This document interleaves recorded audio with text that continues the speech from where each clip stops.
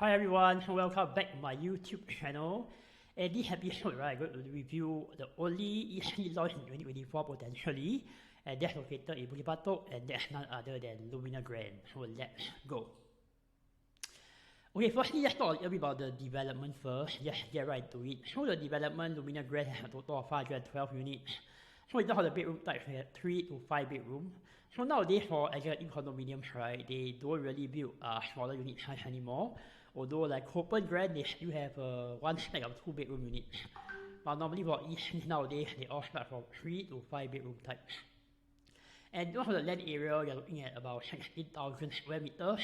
And because of the proximity to Tengah Air Base, the highest floor of the development is at level 13.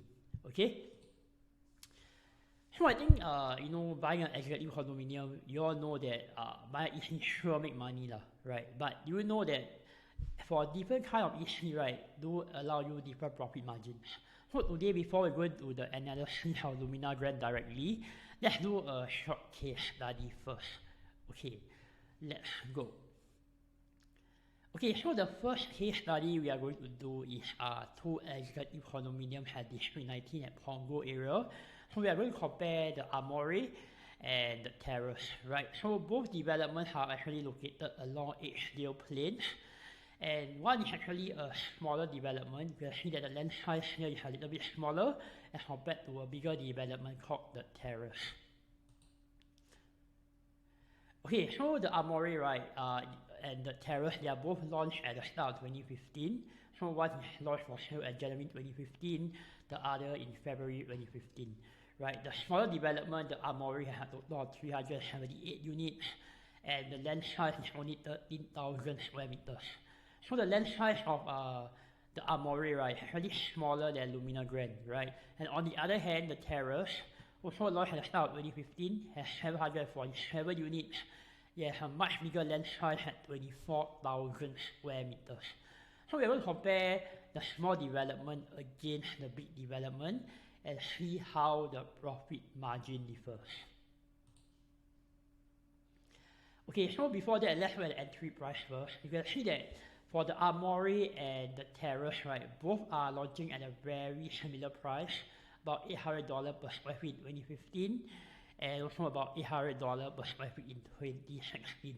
So this slide shows you that both executive condominiums, right, are launching at a very, very similar price.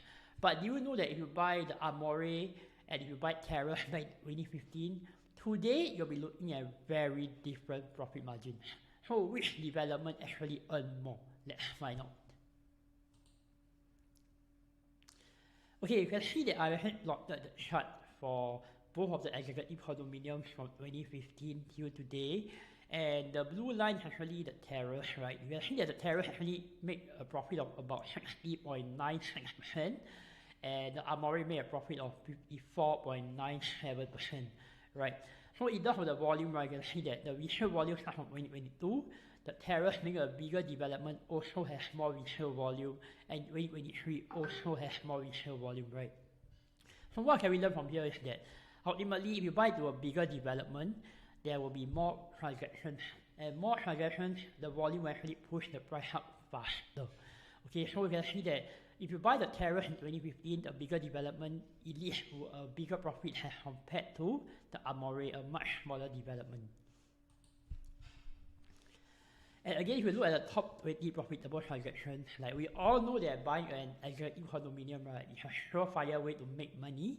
But of course, the top 20 profitable transactions in the Armory ranges from $500,000 to about $683K, right? Whereas for the Terrace, which is a bigger development, has more profitable transactions due to the bigger unit size, due to more units and also in the bigger land size, and the profits top 20 range from $671K all the way to almost $900K. So you can tell that people who buy to the Terrace, right, will actually earn more, right, if you buy to the Armory. Okay, so let's also compare another 2 ECs, which is located at District 23. So District 23 is also the place where Lumina Grand is located. So we are also going to compare a smaller development, the Rainforest, which is located in Choa Chu Kang, against Soul Acres, right? So both developments are located in Choa Chu Kang in District 23.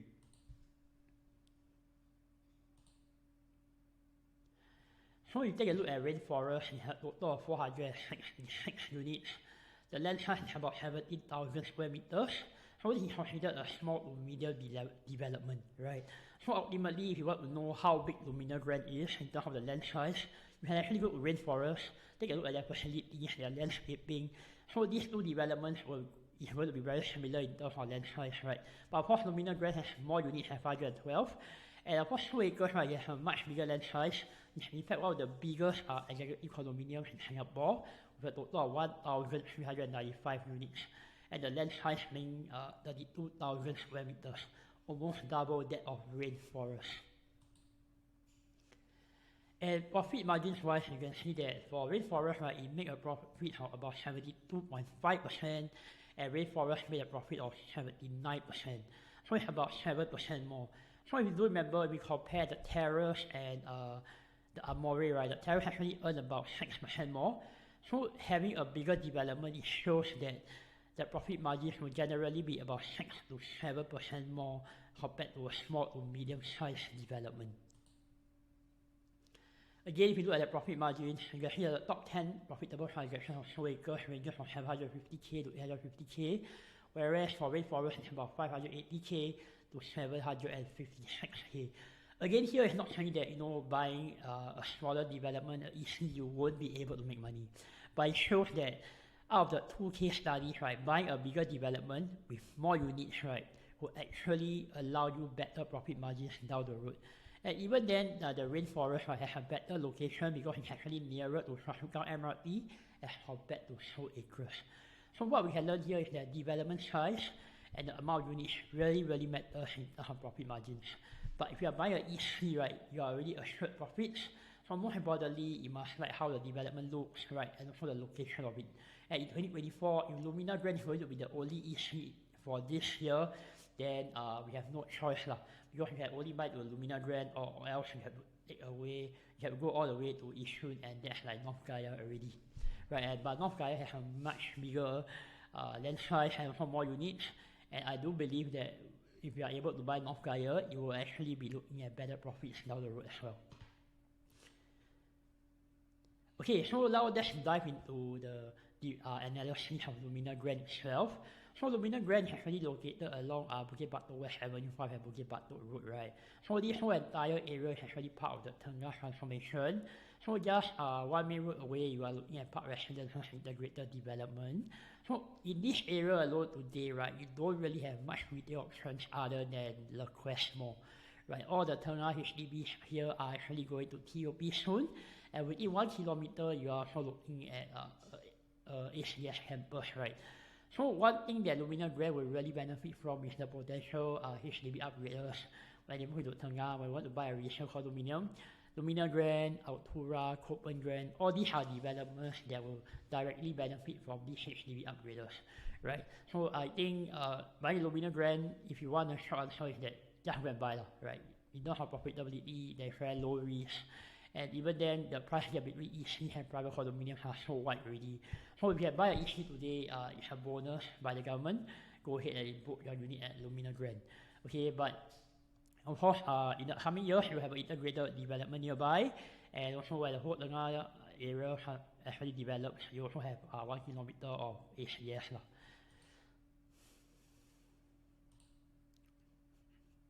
Okay, so let's take a look at the layouts, right? So for Lumina Grand, as I mentioned earlier, you got 3 bedroom all the way to 5 bedroom.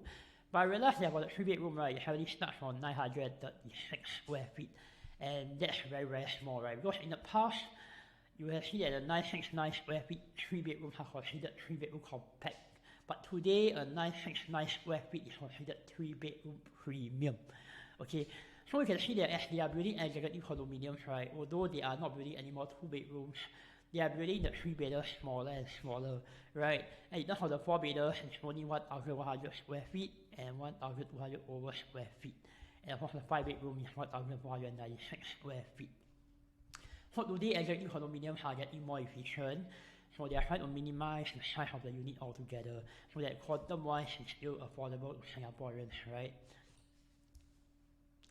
Okay, so now let's go and study the layout a little bit. So let's compare the 3-bedroom compact comparison first. So these two are both 936 square feet. And with this layout, right, type A1, we select 9, 32, 36, and 40. This is a layout that I don't really prefer. Why? Because a lot of times, right, being on the ground doing selling resale units, if you know about feng shui, right, some of the buyers, they don't like their main door to open, will look directly into the kitchen, right? So that's something that might put off some buyers when I want to sell the unit lah. And also another thing that I don't really like is that you can see that in this 936 square feet, right, there is the bomb shelter tucked away at the end of the kitchen. So, for example, if I put my luggage over here, right, then let's say I have somebody that's cooking, I put my luggage all the way out, so it's not something that I really like, right? But even then, for this unit, right, one thing good about this main door don't face the kitchen, and the bomb shelter is actually at the side, right? So it's not at the end like over here. You still can quite maneuver to the entrance really quickly. So out of these two layouts, right, I will pick A2. Your A2 will be the more popular layout in terms of resale buyers lah. You look at the living room, you can see that both are quite similar in size, only about less than 1 square meter difference. But the type A2 also allows you a bigger master. So I would say that if you're looking for 3-bedroom compact, right, then look at stack 10, 14, 31, and also 35. Okay, so now we are going to compare the 3-bedroom premium, which is a total of 969 square feet. So the most popular layout will obviously be the dumbbell layout one, because you can see because of the dumbbell layout, right, you have a very little wastage of corridor space over here. But for the one that is conventional layout, you can see for type A4 and type A5, they do have more wastage of corridor space. We have put the green rectangle box over here as well. So ultimately, one thing that I also love about this layout A3P, right, is that if I have a helper, right, I can have my privacy with my kids over at one corner of the house, and my helper can sleep in another room itself, right, that is away from these 2 bedrooms. So this layout is something that's very popular, and also the dumbbell layout is also part of stack 4, right. So later I'll show you the site plan to show you like which units I get actually an unblocked view, and stack 4 is one of them. So for A4 and A5, so what I would actually refer is that you can see for A5, right, we are looking at a slightly bigger living area, which I feel that resale buyers will also appreciate. So my number one choice will be A3, followed by A5, then A4. Okay, so if you have go for the dumbbell layout one, go for it, because ultimately this layout is hard to find. For 3-bedroom, we have a dumbbell layout, really very hard to find, right? And will be rather than at executive condominium, right? So this is something that's going to be very popular. So you can buy this layout, go and buy this layout, alright? Okay, so let's take a look at the 4-bedroom comparison. I think the main difference right, we are looking at for the 4-bedroom is that we are looking at almost, if we talk about, if they launch about 1,000, 4,500 square feet, right? So the bigger 4-bedroom and the smaller 4-bedroom, we are looking at about 100 square feet. That's over 100k difference. So we are going to buy a 4-bedroom, right? Definitely get the smaller one, which is stack unit 3. Type B1 or type B2 lah, which is 1,100 over square feet. Because if you get the bigger layout type, right, it's going to be 100 over K more. So ultimately, I compare the bedroom size, they are all very similar. The only difference is that the 4-bedroom, the bigger one has a bigger living area, and also a bigger balcony, and also a bigger master bedroom, right? And they also, for the smaller one, they don't have the dry kitchen. Yeah, but again, if you are looking at 4-bedroom, please go for the one that is the smaller in size. It will help you exit the, it will help you to make profits easier because the quantum is more palatable if you want to actually resell it in the market after Lumina Grand clears its MOP, right? So you can see over here is that these two layouts, the main difference is that this for the type B3, these two, the sink and the cooker hob, right, they are actually opposite. Again, if you are a bit into feng shui, right, some people don't like their cooker hob and their sink to be right across each other. So this one is aligned and it has a more squarish kitchen. So I would say if you look at 4-bedroom, then buy the smaller one, although it allows you a dry kitchen, a bigger living and dining area, but it's going to be 100 over K difference. So I'm not sure the demand will be able to swallow for this price when you want to resell the profit in the future lah. Okay. Okay, so now let's look at the site plan. So the specs that we can look at, right, is probably for 3-bedroom, right, we can look at spec 32. Okay, because you see, right, this one is having overlook in the HDB, but we plot the site plan of the HDB over here, right, there is a driveway. So this unit probably has see a little bit further as compared to the units over here. Then of course, spec 3 and spec 4. You have Altura, Spanish Court, Altura School View over here. So these two units are pretty good as well. So it allows you to have a further view. Right, of course, you look other units I can look at is spec 1 and spec 2. And these two specs are because they have education over here, we look at Masterplan. So anything above level 6 here, you probably be able to clear the school. So I say that these 5 specs are pretty good. In terms of the pricing wise, I'm not very sure how the developer will price it. But these 5 specs will be something that I'll be shortlisting for my buyers. Okay, so we have come to the conclusion of this video. So at the end of the day, whether or not you should buy Lumina Grand, my take is just buy. Right, if you're looking for a 3-bedroom, the best take is spec 04. If you're looking at 4 bedrooms, then buy the one which is less than 1,200 square feet, right? So buy the smaller type without the joint kitchen, because it will give you a better exit strategy. Okay, so that's the end of my video. Hope this video has value added to you in one way or another. If not, I'll see you in the next one. Do take care. Bye bye.